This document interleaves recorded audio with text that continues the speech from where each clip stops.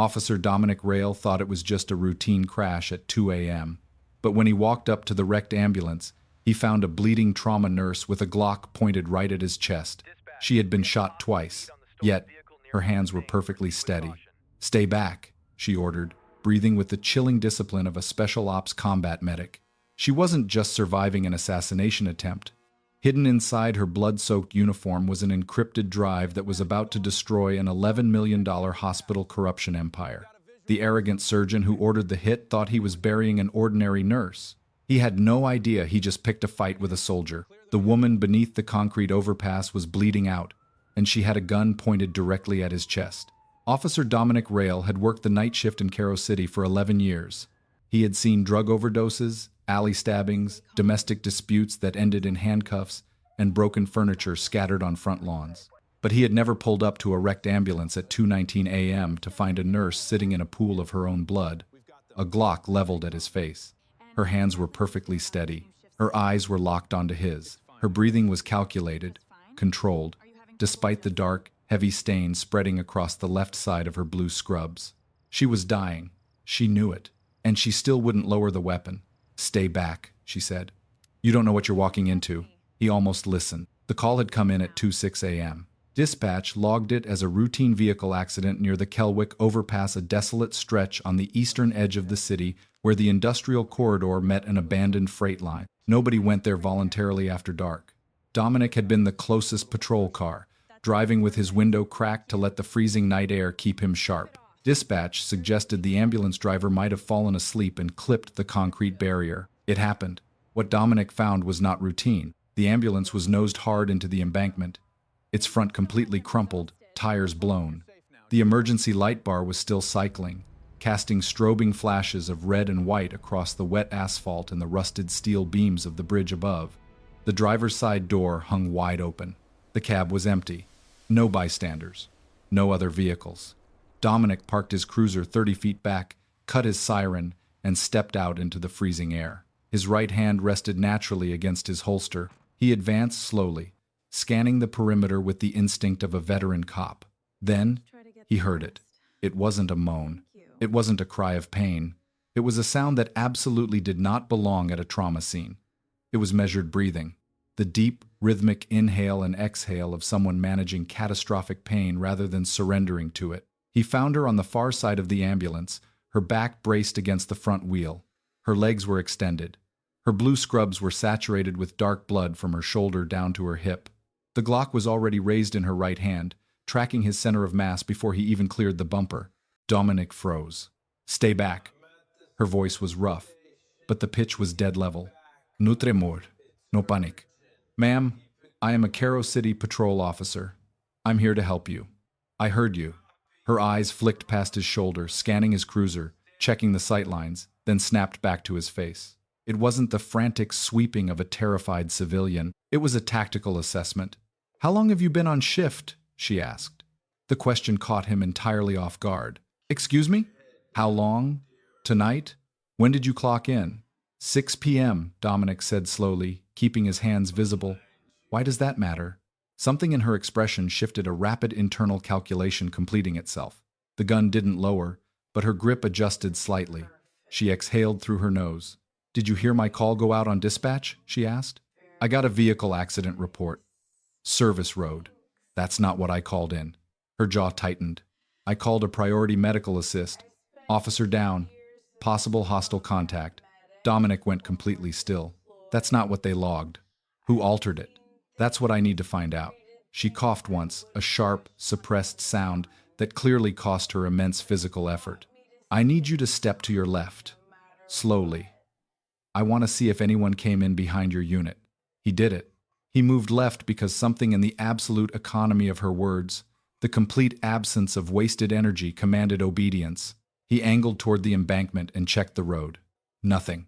The amber glow of distant streetlights illuminated an empty stretch of asphalt. "Clear," he reported. "How many?" "Just me." She held the gun on him for exactly 3 more seconds. Only then did she slowly lower the weapon to her thigh. That was when Dominic got a clear look at the damage. 2 entry wounds, one high on the left shoulder, cleanly through. The second was lower, closer to the floating ribs. She was pale, ghost white in the strobing ambulance lights, sweat beading along her hairline. Yet, her chest continued to rise and fall in that same unbroken, disciplined rhythm. "I'm calling this in. We need an ambulance." Dominic reached for his shoulder mic. "The ambulance is what they used to get me out here." Her eyes darted to the dark overpass above. "Think very carefully before you key that radio." Dominic stopped. He thought about the altered dispatch call. He thought about a nurse driving an emergency vehicle to a dead zone at 2 in the morning. He thought about the fact that she had taken 2 bullets and was still running perimeter checks. He knelt down beside her. "Let me see the wounds." "I've already applied primary compression," she said flatly. "Left shoulder through and through, lower left flank. I can't confirm an exit wound. I have 2 heavy trauma dressings in my left cargo pocket. I can't reach them." He reached into her blood-soaked pocket and extracted the sterile dressings exactly where she said they would be. She didn't flinch. Instead, she began walking him through the application. "Apply pressure directly to the lower tract. Don't worry about the pain, focus on the angle. Hold it there."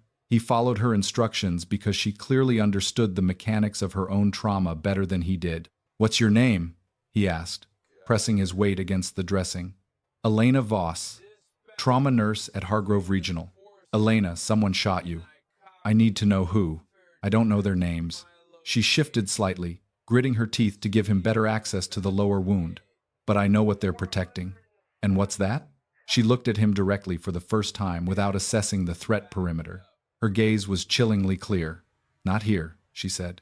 "Get me somewhere that isn't broadcasting on Hargrove's radio frequency, and I'll tell you exactly how they are going to fall." Dominic didn't use his radio. He half-carried Elena to the back seat of his cruiser. The back had more room, and he needed both hands free to drive fast.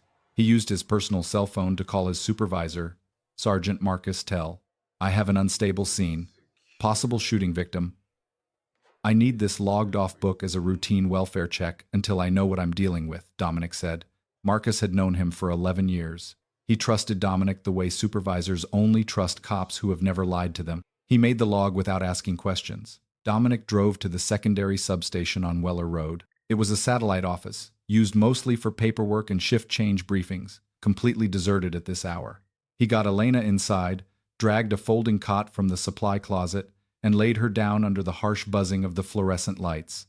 She was losing color rapidly. The pressure dressing was holding, but the internal bleeding was a ticking clock. "I'm calling someone," Dominic said. "Detective Garrett Poole. Financial crimes. He owes me, and he isn't connected to dispatch or anything medical." Elena considered this for a fraction of a second. "Make the call." Garrett Poole picked up on the second ring. After listening to Dominic's clipped explanation, Garrett promised to be there in 30 minutes. He arrived in 32, dressed in plain clothes, bringing with him a trusted trauma surgeon named Dr. Adira Mack. Dr. Mack had privileges at 3 city hospitals, none of which were Hargrove Regional. Dr. Mack stepped into the substation's makeshift break room, took one look at Elena's wounds, examined the precise angles of the field dressings, and paused. "Who applied these?" Dr. Mack asked, her eyes darting to Dominic. "She walked me through it," Dominic replied. Dr. Mack looked back at the pale woman on the cot. "The shoulder is a clean through and through. Missed the subclavian artery by an inch. The lower flank is worse. The tract suggests a hairline fracture of the 11th rib. You are holding immense tension in your cord to prevent the rib from shifting and puncturing a lung. How are you still talking?" "Practice," Elena said softly.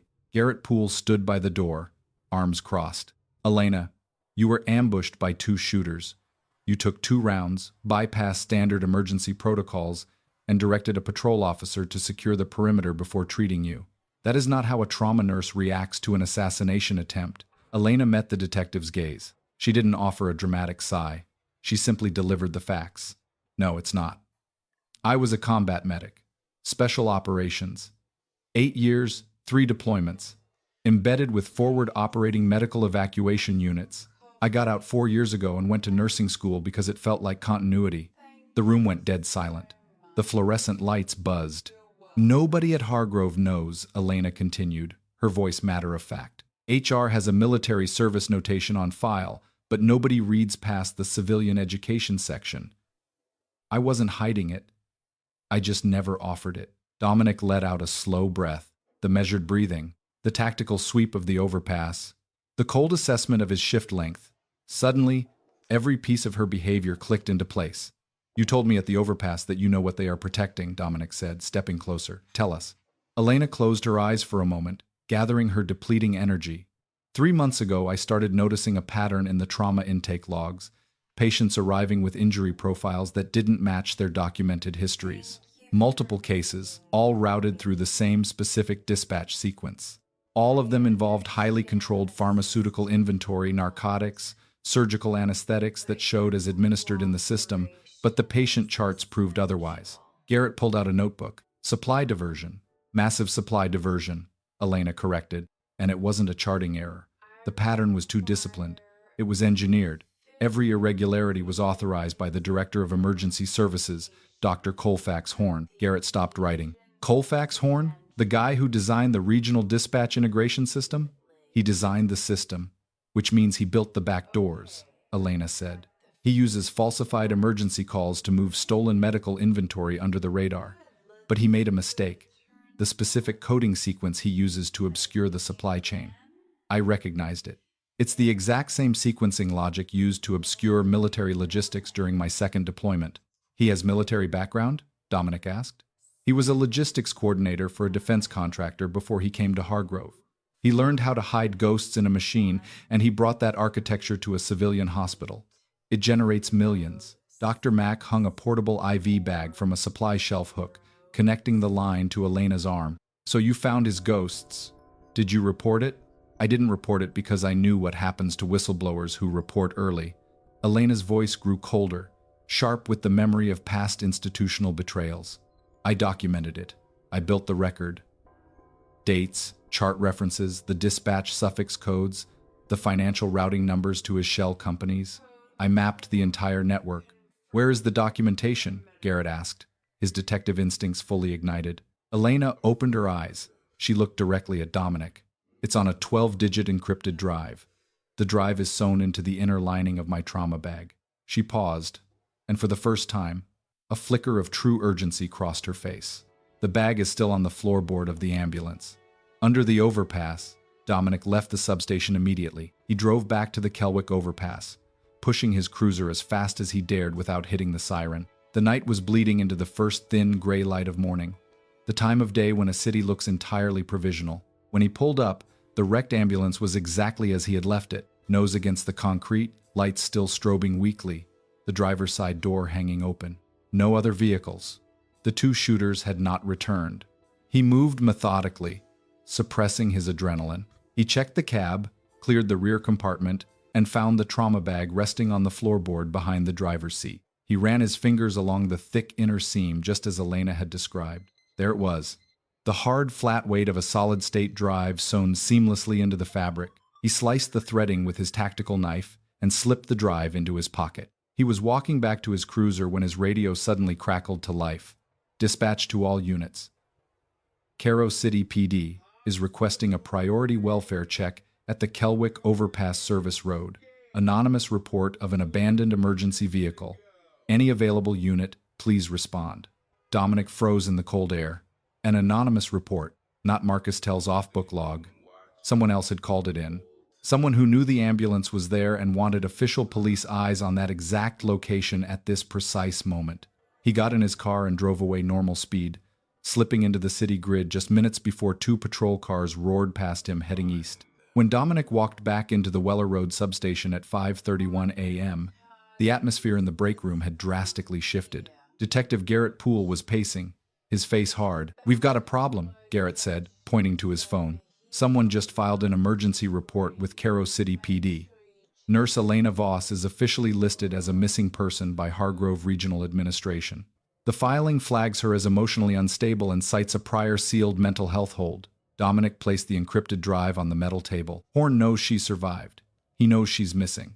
He's trying to get ahead of the narrative. If she's officially flagged as unstable, Garrett rubbed the back of his neck. Every piece of testimony she gives becomes instantly compromised.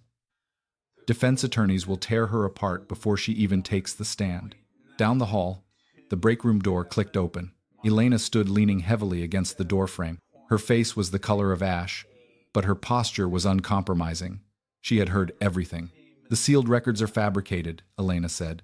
Her voice carried no outrage, just the profound fatigue of having to state the obvious. I do not have a mental health history. He created it within the last hour. He's building a wall to discredit you, Dominic said. It's a standard intelligence protocol, Elena replied, stepping slowly into the room. If a whistleblowing asset becomes inconvenient, you don't argue with their data. You create a fitness for duty inquiry with documentation that nobody can verify.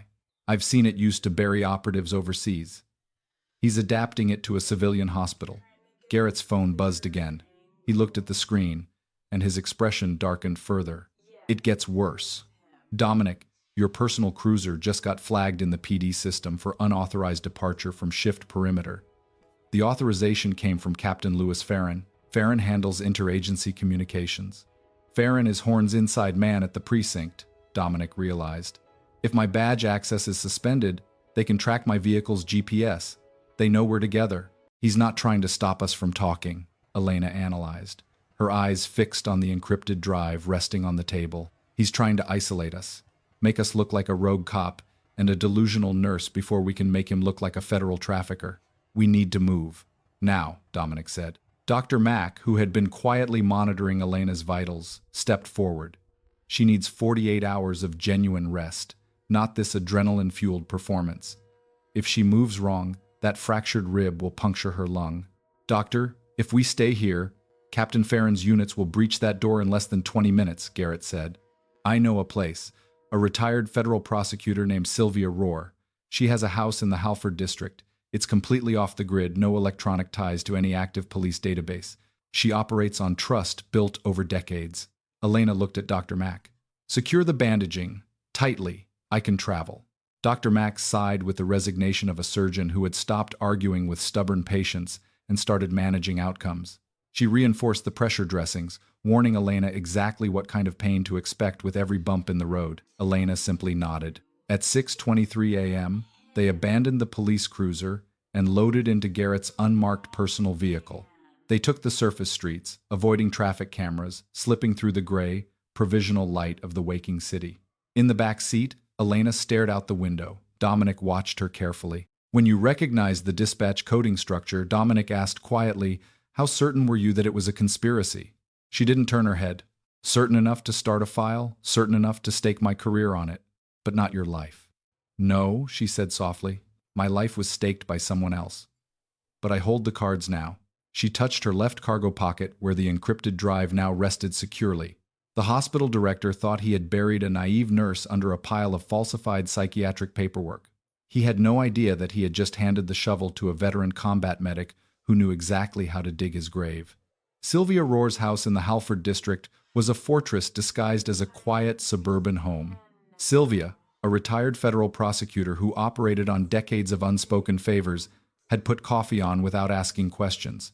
She assessed Elena's pale face and blood-stained cargo pants with the calculating eyes of a woman who had spent her life distinguishing between people who claimed they had evidence and people who actually possessed it. At 11:03 a.m., 2 federal agents arrived. Their names were Ferris and Odom. They wore plain clothes, drove an unmarked vehicle, and carried the quiet, heavy authority of the Department of Justice. They sat at Sylvia's kitchen table. Agent Ferris looked at the bloodied trauma nurse and the encrypted flash drive sitting between them. Miss Voss, we've been briefed by Deputy Director Okafor, Ferris said gently. We'd like to hear everything. Take whatever time you need. I don't need time, Elena replied, her voice stripped of any emotion. I need you to verify your credentials against the federal database before I hand over this drive, and I need a documented chain of custody starting from this exact minute.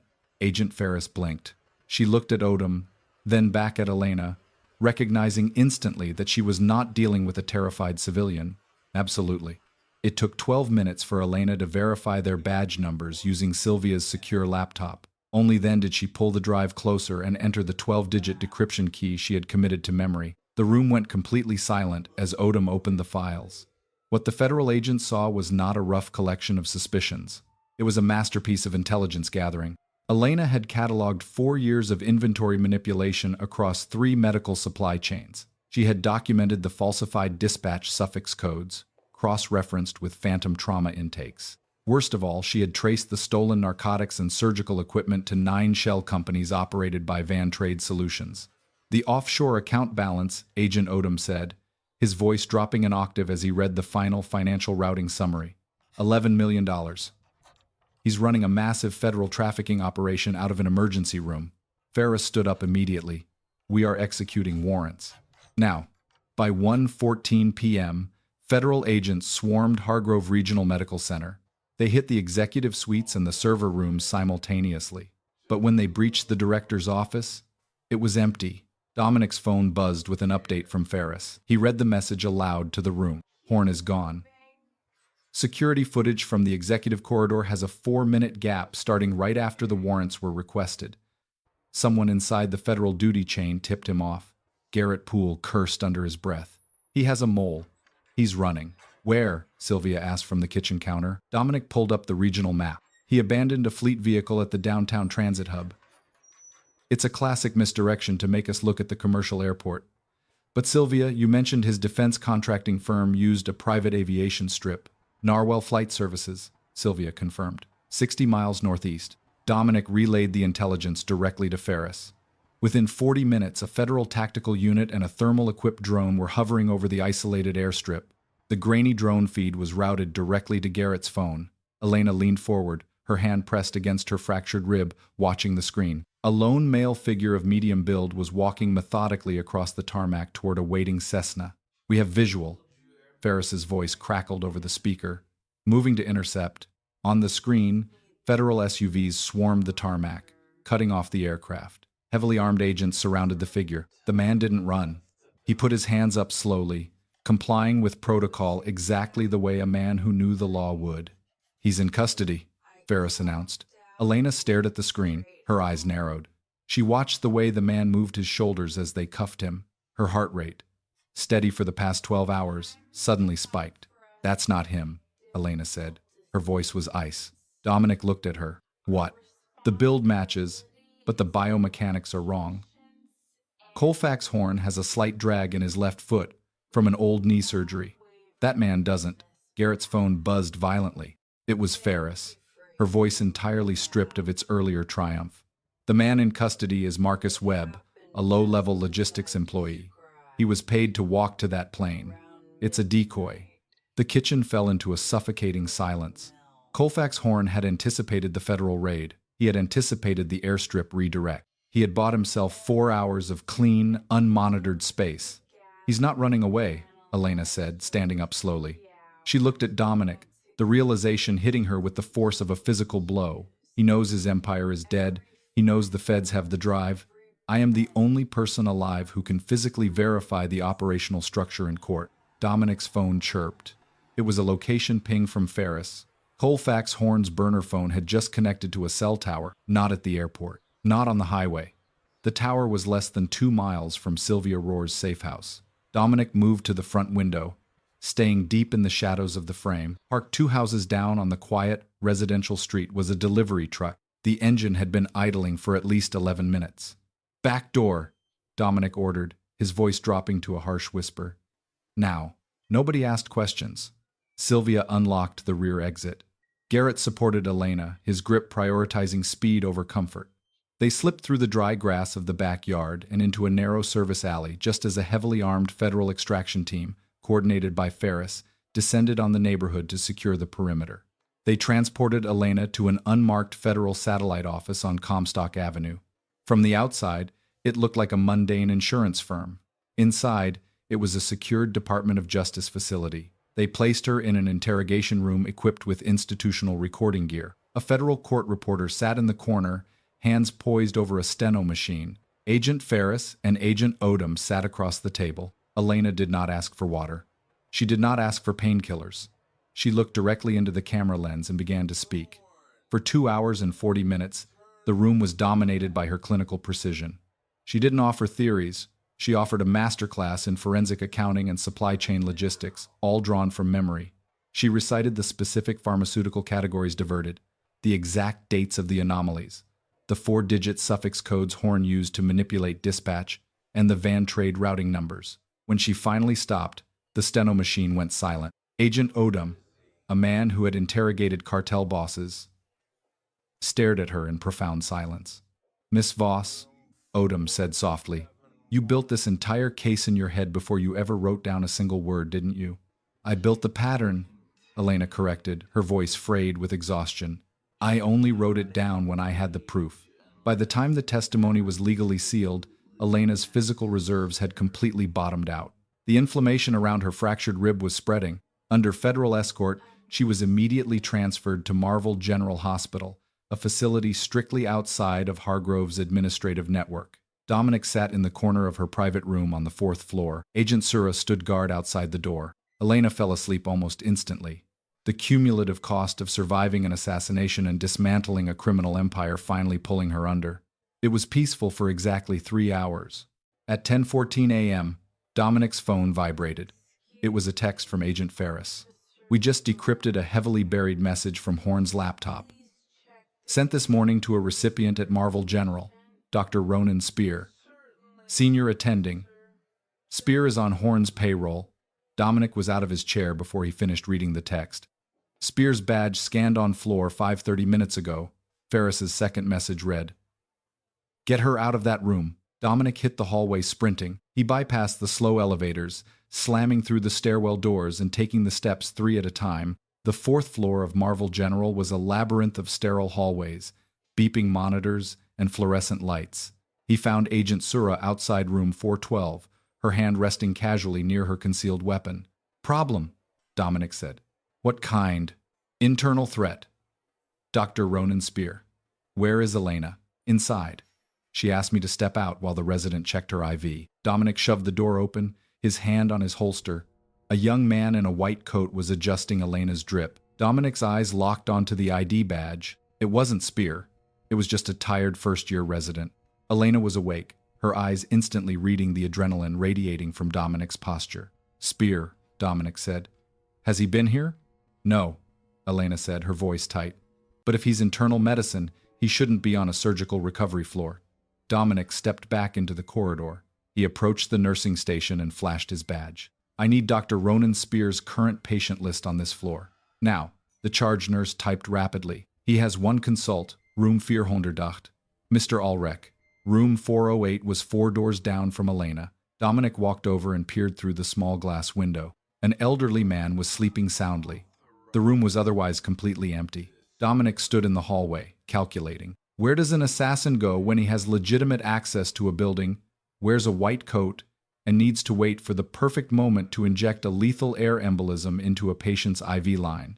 He looked toward the west wing, the service corridor. It was a narrow, windowless hallway used for moving laundry and biohazard waste. It smelled sharply of bleach. Dominic moved with the absolute silence of a cop who had cleared 100 dark alleys. He checked the supply closets one by one. The door to the clean utility room was ajar by half an inch. Inside, there was a specific quality of stillness. Not the emptiness of a vacant room, but the deliberate, breath-holding silence of a man waiting for his target's guard to shift. Dominic drew his weapon, holding it tight to his hip, and kicked the door open. Dr. Ronan Spear jumped, spinning around.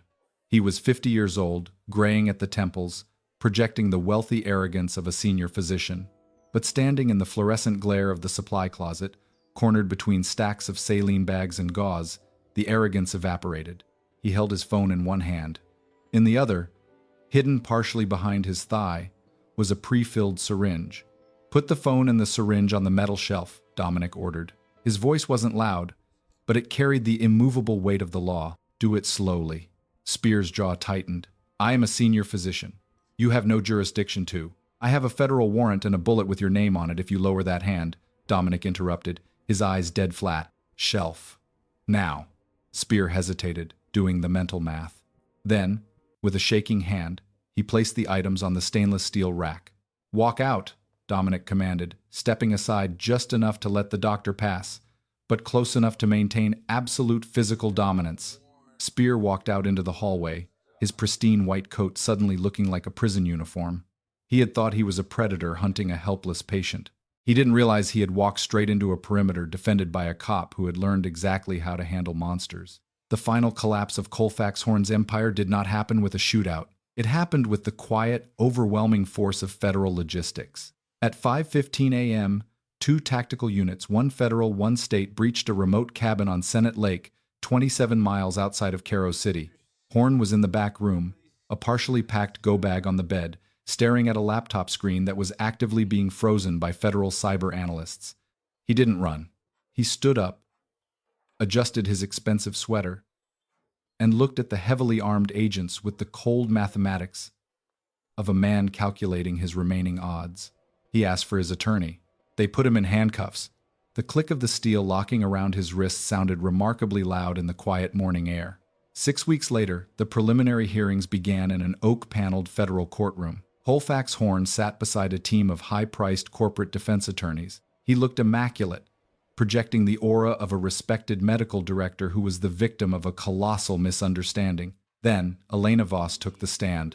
She wore a dark, tailored blazer that entirely concealed the faint scars on her collarbone and the healing tissue over her ribs.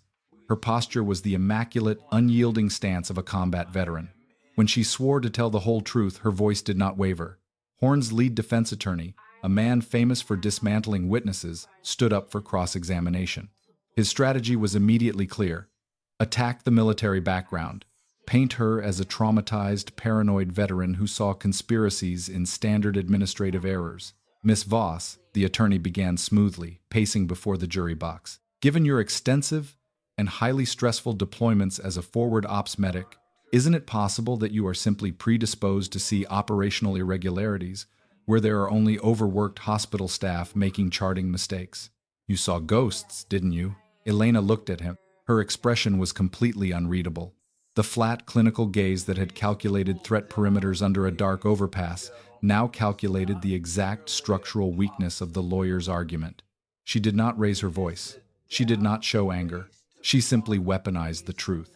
I did not see ghosts, counselor, Elena said. I saw a documented offshore wire transfer of $11 million routed through Van Trade Solutions, directly corresponding to 43 falsified trauma intake logs. The cryptographic signatures on those transfers match your client's administrative login. You will find that on page 42 of the Federal Extraction Report. The chain of custody is unbroken. The attorney blinked, losing his rhythm. Be that as it may, medical logistics are highly complex. They are, Elena interrupted, her tone polite but devastating, which is why Dr. Horn used military-grade dispatch suffix codes to obscure the theft of Schedule II narcotics. A charting error is writing 10 milligrams instead of 100. Creating phantom patients to steal surgical fentanyl is a trafficking enterprise. It took exactly 13 minutes. 13 minutes of surgical, factual destruction. Every time the defense tried to imply instability, Elena countered with timestamps, dispatch logs, and irrefutable digital forensics. She crushed his arrogance not with emotion, but with clinical precision. The judge sustained 2 objections from the federal prosecutor before the defense attorney simply stopped talking, realizing he was bleeding out in front of the jury. He sat down. Colfax Horn stared at the wooden table. For the first time in 11 years, he looked exactly like what he was, a criminal who had run out of exits. The sentencing was delivered 8 months later. The federal judge handed down 32 years in federal prison for conspiracy, trafficking, and the solicitation of murder. No possibility of parole before the 20-year mark. Dr. Ronan Spear pleaded guilty to conspiracy and misprision of a felony. He received 18 months and the permanent, irrevocable loss of his medical license. Captain Louis Farron received 7 years for corruption. The entire network was utterly dismantled, the stolen medical records corrected, the truth restored to the light. 9 months after the night under the overpass, Elena Voss stood at the front of a brightly lit conference room in a different hospital. She was back in her blue scrubs. Sitting in the chairs before her were 20 young trauma nurses. Elena was running the hospital's newly mandated training program, a course she had designed herself, explicitly teaching medical staff how to recognize systemic anomalies, falsified records, and institutional corruption. She was teaching them how to look carefully. Dominic Rail stood quietly in the back of the room, leaning against the wall. He was still a patrol cop. He hadn't asked for a promotion, and he hadn't sought the cameras.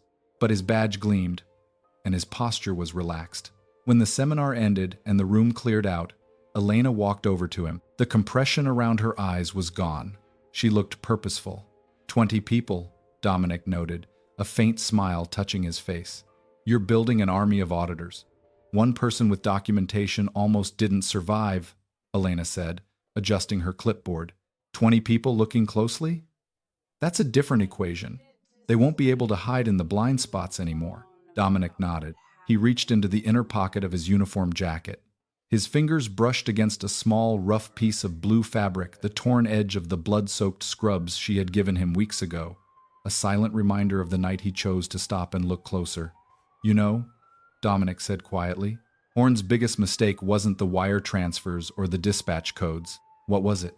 He looked at a nurse on the night shift, and he assumed she was ordinary. Dominic met her eyes, the profound respect settling between them like a heavy, protective blanket. He didn't know he was picking a fight with a soldier. Elena held his chaza. For the first time since he had met her, a genuine, quiet smile broke across her face. No, she said softly. He really didn't. Sometimes, true justice isn't loud. It doesn't scream for attention, and it doesn't need to wear a cape. It arrives quietly, hidden in the immaculate discipline of the people we underestimate the most. It arrives in the form of a heavily encrypted file, a steady heartbeat under fire, and the unbreakable dignity of those who serve in the shadows. Would you have stood your ground against an entire corrupt system? If you believe in the power of undeniable truth, the silent courage of our veterans, and the ultimate satisfaction of systemic justice, hit that subscribe button. Leave a like, and tell us in the comments where you're watching from. Stand firm, and we'll see you in the next story.